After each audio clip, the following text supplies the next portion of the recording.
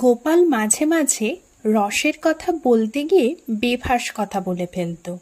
মহারাজ সেসব কথা কানে বিশেষ তুলতেন না। একবার কিন্তু কথা প্রসঙ্গে গোপাল একটা বেফাঁস কথা বলে ফেলায় মহারাজ কৃষ্ণচন্দ্রের মনে বড্ড ঘা লাগে। রাজা চটে গিয়ে প্রহরীকে ডেকে বললেন, গোপাল ভাঁড়কে ঘাড় ধাক্কা দিয়ে বেত মারতে মারতে রাজসভা থেকে বের করে দাও এক্ষুনি। অমন একটি লোক আমার রাজ্যে না থাকলেও চলবে। ভাঁড় ভাঁড়ের মতো না থেকে যেন মাথায় চড়েছে। বড্ড বাড়াবাড়ি করছে আজকাল এই ভাঁড় মশাই। গোপাল গলায় গামছা দিয়ে কাঁদো কাঁদো হয়ে বলল, কথা প্রসঙ্গে একটা বেফাঁস কথা মুখ ফসকে হঠাৎ বেরিয়ে গেছে। আমাকে ক্ষমা করুন। আমাকে আর ঘাড় ধাক্কা দিয়ে মারতে মারতে রাজসভা থেকে বের করে দিতে হবে না। আমি নিজেই বেরিয়ে চলে যাচ্ছি।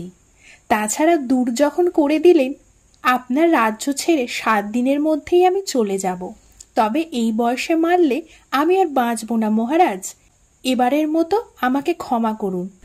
গোপাল বিষণ্ণ মনে বাড়ি ফিরে এসে পাড়া পড়শিদের শুনিয়ে শুনিয়ে বললে, জিনিসপত্র সব গুছিয়ে নাও গিন্নি।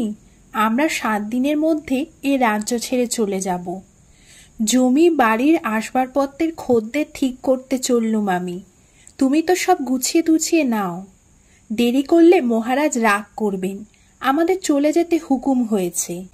গোপালের কথা শুনে গোপালের স্ত্রী কাঁদতে কাঁদতে বললে, নিজের দেশ 7 পুরুষের শ্বশুরের ভিটে ছেড়ে কোথায় যাব আমরা?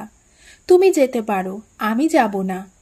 গোপাল গিন্নির কানে কানে চুপি চুপি বললে, খুব করে পাড়াপড়শিদের শোনাও, আর পাড়াপড়শিদের দেখিয়ে দেখিয়ে জিনিসপত্র গোছগাছ করতে থাকো।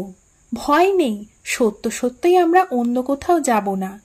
কিন্তু আমরা যেন সত্য সত্যই চলে যাচ্ছি এই কথাটা রাজার কানে পৌঁছানো দরকার। গোপালও লোকজন এনে বাড়ি ঘরদোর দেখাচ্ছে, দাম দস্তুর করছে, বিক্রি করবে।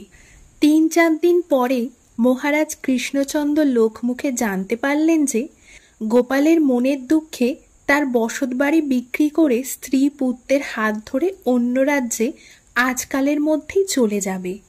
শুধু বাড়িঘর বিক্রি করতে উপযুক্ত খদ্দের সহসা পাচ্ছে না বলে যেতে পারছে না। খরিদ্দাররা জুটলেই চলে যাবে। টাকা পয়সা না হলে কি করে যাবে?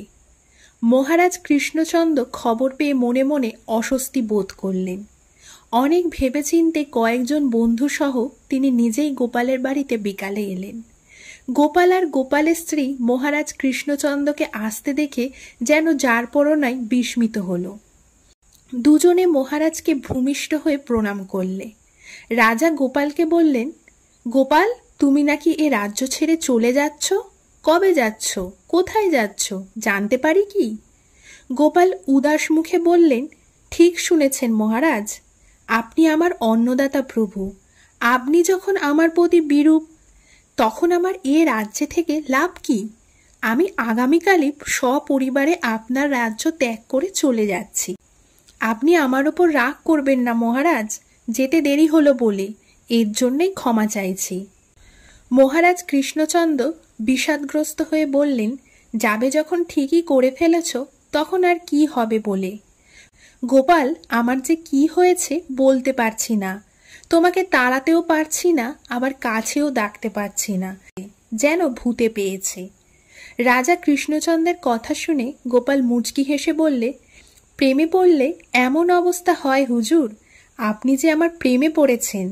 যারা প্রেমে পড়ে তাদের সবারই এই অবস্থা হয় মহারাজ। গোপালের কথা শুনে রাজা রাজার অন্তরঙ্গ সঙ্গীরাও হো হো করে হেসে উঠলেন।